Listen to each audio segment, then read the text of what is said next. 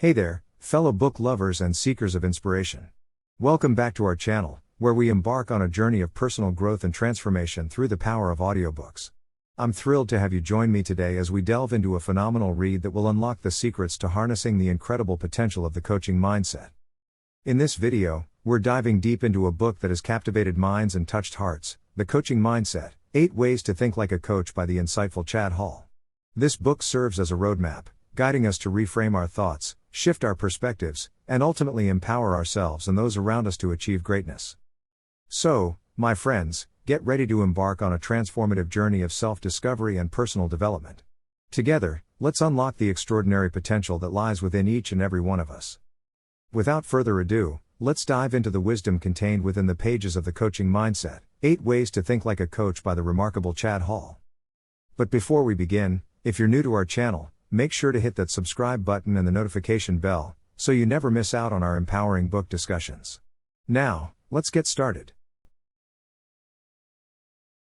The Coaching Mindset: 8 Ways to Think Like a Coach, by Chad Hall. Table of Contents. What good coaches get wrong. 1. Take a dumb pill. 2. Go to the movies. 3. Embrace the primitive. 4. Follow the first rule of improv. 5. Get curious. 6. Ask for directions. 7. Avoid the dark side of empathy. 8. Think like a kid with a crayon. What good coaches get wrong. Coaching is a fast-growing profession as well as a proven way to boost your ability to lead, manage, and even parent. More people are turning to coaches because coaching works. Or at least it works in proportion to the coach's ability, and the client's willingness to work hard and grow. I learned about coaching in 1999, when I became a staff member of a large denomination. My job was to help churches and leaders be more effective. The problem was that my approach was all wrong. I told people what to do, and watched as they didn't do it. Such is the life of a consultant. When I stumbled upon coaching, I quickly realized this was a different, and far more effective way of helping. Rather than tell people what to do, I helped people tell themselves what to do. Rather than deliver my expertise, I drew forth their expertise. Rather than stand by and watch as they did nothing with the plans and goals I gave them, I stood amazed at the progress they made toward their own goals. Whether you want to start a coaching practice, add coaching to your consulting or counseling practice, or use a coaching approach in your current role, you will add a tremendous amount of value to those you coach. But the value you add will only come in proportion to your ability to coach. Not all coaches are great coaches. Some are not very effective at all, while others are simply amazing. My bet is that you want to be a great coach. That's a wonderful goal, and one that pretty much anyone who's willing to learn, grow, adapt, and stick with it can achieve. I've been coaching for over 15 years now, and have even been recognized as a Master Certified Coach by the International Coaching Federation. That makes me one of about 700 MCCs in the world. But I didn't start out as a master coach, I started out as a terrible coach. I did a lot of things wrong, and I was a bit hard-headed in thinking that whatever I did was right, and however I coached was what real coaching must be. My journey toward being a masterful coach took me through a lot of changes, and required a lot of growth. The most significant aspect of my growth was my transformation from doing coaching at the skill level, to being a coach at the deeper level of how I think. As you make progress toward your goal of being a coach, let me offer some advice. Doing coaching is one thing, a good thing, but the high leverage shift is not in your doing, it's in your thinking. You might even say it's in your being. Too many times I've seen new, and even seasoned, coaches get in the way, do it wrong, and just make a mess of the coaching relationship. More times than not they do it wrong because they think wrong. When I give these coaches feedback, they most often want to know what to do differently. What questions to ask? How best to interrupt? When to offer an insight? How to create space for the other person to think? What to say in response to a client who's stuck. Those are all good things, when the time is right, but those are techniques. The right techniques in the wrong hands will produce the wrong results. As a new coach, what you need most is not simply a change of techniques, it's to change the way you think. When you think like a coach, the techniques just click, the conversation flows smoothly, and you bring tremendous value to those you coach. Thinking like a coach requires not just a change in what you do, but also a change in who you are. When that deep level change occurs, the proper techniques and skills come naturally and fluidly. My transformation to become a masterful coach hinged on a huge change in my thinking. In this book, my hope is to help you experience a similar change. This short ebook is designed to help you understand the coaching mindset, to notice your mindset, and to actually inhabit a coaching mindset so that it becomes a part of who you are, not just something you can do. I'm going to share 7 ways the coach's brain works and help you get your brain working in that same way. Let's get started. 1. Take a dumb pill. Since you were in kindergarten, you've been rewarded for being smart, or at least fooling teachers into thinking you were smart. An unwritten but pervasive rule in life is that smart is better than dumb, and that's often the case. But in coaching, being too smart can be really dumb. Let me explain. When you think, the highest value you bring to your coaching client is your intellect, your brilliance, your awesome problem-solving abilities, your creativity, or your whatever, you get in the way. That's because coaching is about bringing out the intellect, brilliance, awesome problem-solving ability, and creativity of your client. Coaching is a chance for the client to shine, not for you to shine. This is why I often advise new coaches to take a dumb pill. Stop trying to be so smart. Stop trying to solve the client's challenge. Stop trying to figure it all out. Stop trying to connect the client's challenge to your own experience, or a book you read, or a class you took, or an insight you're having. But the truth is that it's hard to stop those seemingly smart activities. A real problem for us as coaches is that the human brain is an incredible pattern matching machine. When we see something new, we try to connect it to something familiar, something we've already encountered, something for which we have a category, and maybe even a solution. But our awesome pattern matching ability is not to our client's advantage, because her brain is also an awesome pattern matching machine, and our job is to get her brain working, not show off how well ours works. When we take a dumb pill, we tell our brain to stop working the way it normally works. We do this because the coach's brain needs to work differently than the normal human brain. The coach's brain works not to solve, but to facilitate the client solving. The coach's brain is not trying to think 2, 3, or 4 steps ahead, but to be with the client in the present moment as she thinks. Okay, so there's no such thing as a dumb pill. But let the metaphor work for you. Imagine turning off the pattern matching, problem-solving part of your brain so that you don't impede the client, and so you can inhabit other parts of your brain. 2. Go to the movies. I find that coaching can be very entertaining. Clients have all sorts of challenges and opportunities and neat stuff going on in their lives, and I get a front row seat to their adventure. I find it immensely interesting when a client works through something and gets to the other side. Clients earn a lot of victories, and being there to see them do it is fun. Now, I'm not suggesting a coach should be voyeuristic, a disengaged observer getting your own needs met by watching someone else. Instead, I am suggesting that you treat the coaching conversation like an adventure movie in which the client is the star, the hero, the main character, and the one moving the action forward. Coaches need to think like this because often clients bring challenging stuff into the coaching conversation, and if we're not careful we can get hooked, and mistakenly think their challenge is an invitation for us to be the star. Clients can sometimes be in a real pickle. As the coach, you need to think, oh, this is a tough spot, I can't wait to see how she gets through this. That's good thinking. You do not want to think, oh, this is a tough spot, how can I help her get through this? That's bad thinking. Even worse is to transfer her challenge to you so that it becomes your challenge. I like to think of coaching as an action movie, because the action hero always finds a way out of whatever jam he is in. In fact, I think of it as a James Bond, Jason Bourne, or Mission Impossible movie, where I know the lead hero is going to make it out of whatever predicament he's in, because there is going to be another movie.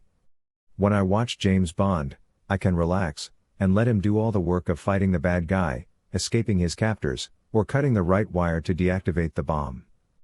I can relax and let him do his job, and trust him to do it well. He's going to get through this, and I can watch him do it. When I'm coaching, I can take a similar attitude with the client. The client is capable, committed, and certainly going to get through this, it's just a matter of how.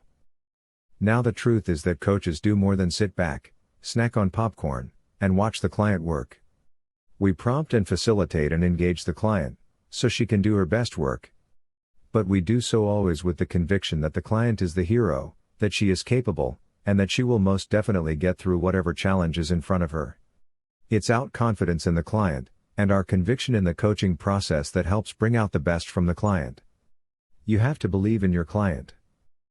Now you might wonder about the truly challenging, incredibly difficult situations some clients bring to the coaching relationship. In those cases, couldn't they use our help? And by help I mean our effort, our smarts, our problem solving, our heroics. The answer is no. Absolutely not. The bigger the client challenge, the more important it is to let the client be the hero.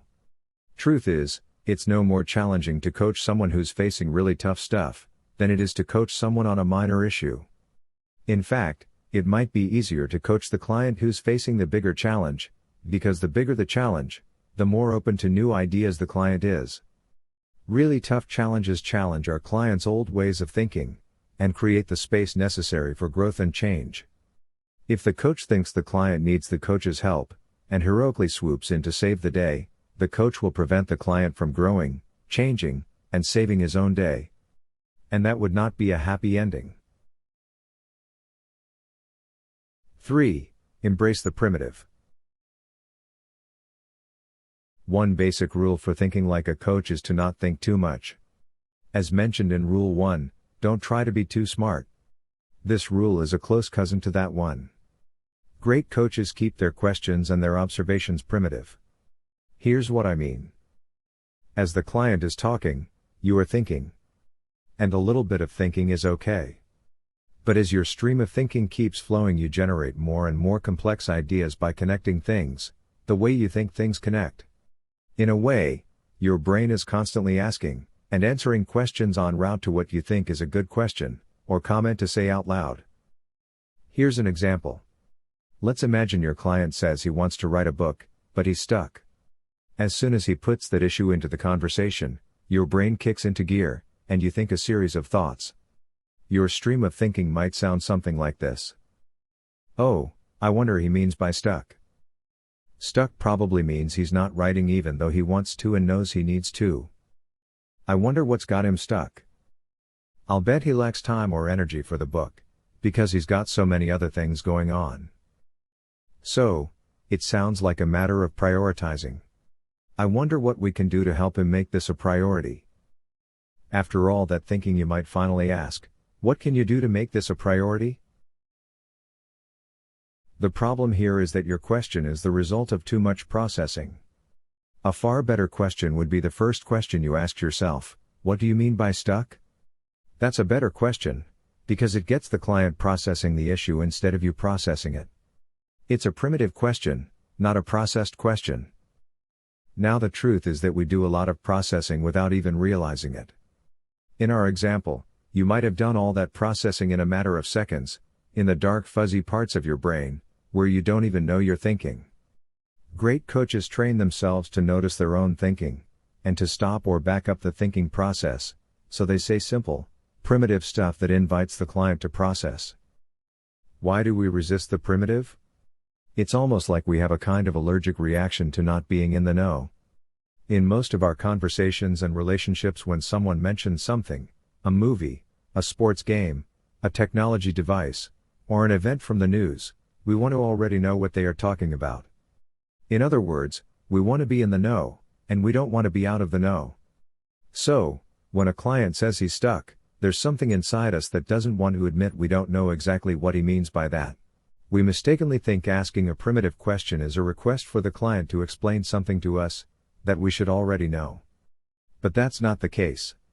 Primitive questions are powerful invitations for the client to explore something. A word of warning: don't make primitive questions just a technique you employ. Instead, really get tuned into the primitive thinking in your brain, and coach from there. When you do that, you'll notice the simple questions that are at the headwaters of your thought stream, and you'll willingly ask those unprocessed questions.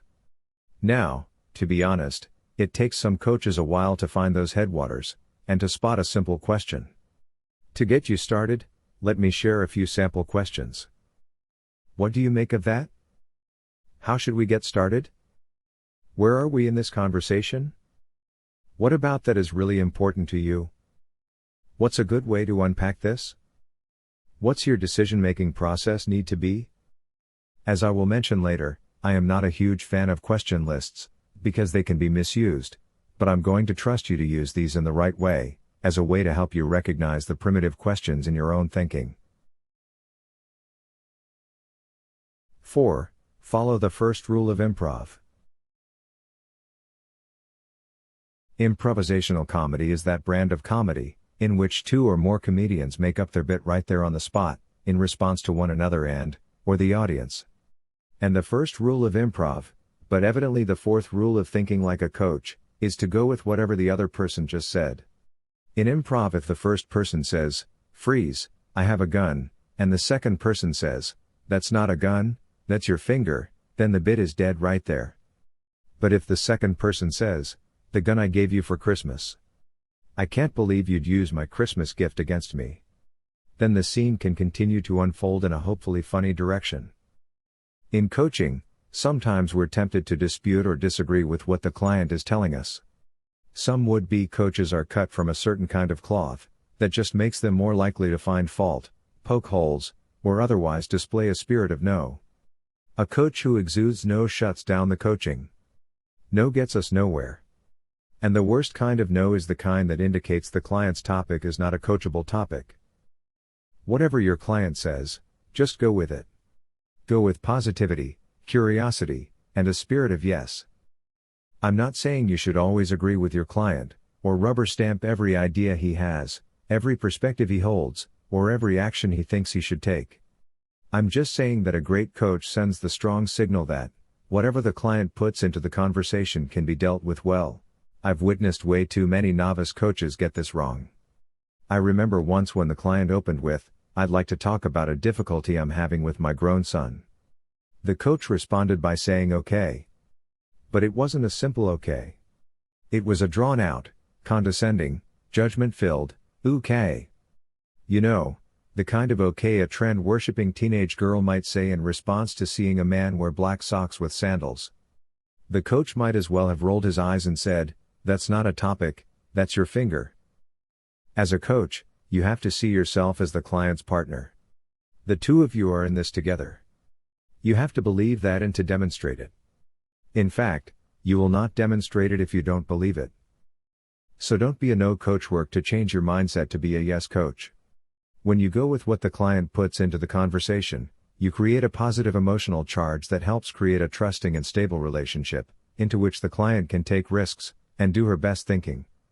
In fact, psychologist Barb Fredrickson has researched the power of positive emotions, and has found that emotions such as happiness, joy, and acceptance serve to broaden our awareness, and encourage novel, varied, and exploratory thoughts and actions.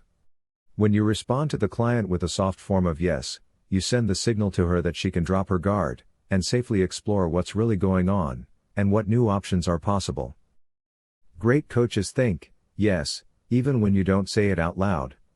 Our clients pick up on the safety we create when we truly think that, whatever they put into the conversation will be okay. 5. Get curious. We, humans, don't seem to know what to do with curiosity. We think it killed the cat. But we also think curious monkeys named George make for entertaining books and cartoon shows. Curiosity can conjure up notions of naivete, something strange or unusual, someone who's meddlesome, or someone who's just plain odd. In coaching, being curious is a good thing, because it means the coach is willing to inhabit a space of not knowing. We ask the best questions, and invite the client's best thinking when we are curious. Let's be clear what kind of curiosity we're talking about here. We're not talking about satiating your curiosity. You're a coach, not a reporter for the National Enquirer. You shouldn't treat your client like a source for tabloid gossip, or whatever interesting thing you want to know about. That kind of curiosity is coach-centered. As a coach, you should exhibit a positive, client-centered kind of curiosity. Good coaches think, "That's interesting, I wonder where this is going?" The enemy of curiosity is judgment. A judging attitude says, "I know what this is." It's not that our judgments are always negative, as in I know what this is and it's bad. Judging something as positive can be just as detrimental in coaching, because judging shuts down the learning process. On the other hand, curiosity opens up the learning process. Imagine your client shares that his son has decided to drop out of school. A coach with a judging mindset might think, "Oh, that's bad. I'll bet that's upsetting," and then ask, "What can you do to change his mind?" But a coach with a curious mindset will think something more along the lines of, "I wonder what my client thinks and feels about that," and then ask, "What do you think of that?" Or think back to when he first told you he was dropping out. What was your first thought? How are you thinking about it now? The judging coach assumes what the issue is, and races to tackle it. Meanwhile, the curious coach invites the client to explore what's going on, to expand his understanding of the situation, and to create new awareness before rushing to action. Curiosity might first seem to slow things down, but in the long run it actually speeds things up. By starting slow, we invite the client to get to the heart of things first, and to then act based on the real issue. A judging mindset often goes fast at first, but then gets bogged down, because it tends to specialize in quickly addressing the wrong issue. So, work on remaining curious, and on inviting the client to get curious, too. When you tap into the client's curiosity, you'll knock him out of autopilot, and compel him to get intentional about thinking through things in a fresh, new, and more helpful way. 6. Ask for directions. Have you had that moment in your coaching when you just had no idea where to go next? It happens to all of us at some time. In fact, for some of us, it happens way more often than we care to admit. But here's the thing, there's nothing wrong with not knowing. Not knowing is not a bad thing. What is a bad thing is pretending to know or assuming you know. When we do that, we too often start acting like the smart person in the conversation, the problem solver, the answer man, or the decision maker. And when that happens, we start making assumptions, and we do too much steering. Imagine your client wants to explore how best to parent her very active 5-year-old son. As she describes the situation, your head starts to spin, and maybe you think there's no helping this kid, or his mother. Your mind starts to race. How can we move forward? Where should we go with this? I don't know what would help. Speaking of help, I need help. As the client winds down her description, your mind searches aimless for what to say next. That's not a pretty picture. A better picture is one in which you, as the confident coach you are, think like a coach, and therefore act like a coach. Instead of freaking out because you're not sure where to go next, you calmly, confidently and with great compassion respond with, "This sounds like a really important issue for you. What's the best way for us to get started with it?" You're able to ask that kind of question, because you know it's perfectly okay to ask the client for directions. It's okay because you believe the client is creative and resourceful, and can make smart decisions about how the coaching session should unfold. Now don't get me wrong, 60 minutes of "where should we go from here?" is not coaching. That's a technique misapplied. That could also just be lazy coaching. We don't want that. What we do want is to sincerely believe in the client, to trust that no matter what happens in the coaching conversation, it's okay and that the partnership is so deep that we can ask each other for directions. If you're thinking ahead, you may be wondering about those times when you ask the client for directions, and the client responds with "I don't know." That sort of response does not mean the client isn't creative and resourceful, and capable of making smart decisions, it just means the client isn't sure where to go next. No big deal. In those cases, it's probably time to make something up, be creative, try something, and see if it works. See Thinking Rule 8. There will be plenty of times in your coaching when you don't need to ask for directions. In fact, most of the time. Maybe the client has already made it clear where he wants to go, or perhaps it's super obvious, or maybe your spidey senses are tingling. In those times, go for it and see what happens. But when you're not sure, just know that it's okay to ask for directions. 7. Avoid the dark side of empathy. Coaching is a relationship, and all good relationships need some degree of empathy, the capacity to feel and experience for yourself what another is experiencing. So, if a friend hears tragic news, strong empathy would allow you to practically feel as if you were the recipient of the news. There are plenty of relationships where strong empathy is a real asset, helping build the relationship and form a deep bond of trust and intimacy. Coaching is not one of those relationships. That might sound surprising, especially coming from a Christian coach. But hear me out. Coaches think about empathy with clients differently than we do with others in our lives. The reason is that in coaching we are here to help the other person experience forward movement toward his agenda, everything else is subservient to that goal. And the problem with too much empathy is that it can distract us from that goal. Too much empathy puts you into the shoes of the client, allowing you to experience the feelings, thoughts, and perspectives of the client. While that might sound like a good thing, it's really not, because then you don't provide any objective help to the client. Before going any further, let me say that a client who experiences a true tragedy does not need coaching in that moment. She needs a friend, a listening ear, and maybe some counseling to help her begin to process what happened and take the first small steps toward understanding and acceptance. That's not coaching. In such instances, remind us that coaching is not the answer for everything. Most of our coaching relationships are not deterred because we are over-empathizing in the midst of a true tragedy.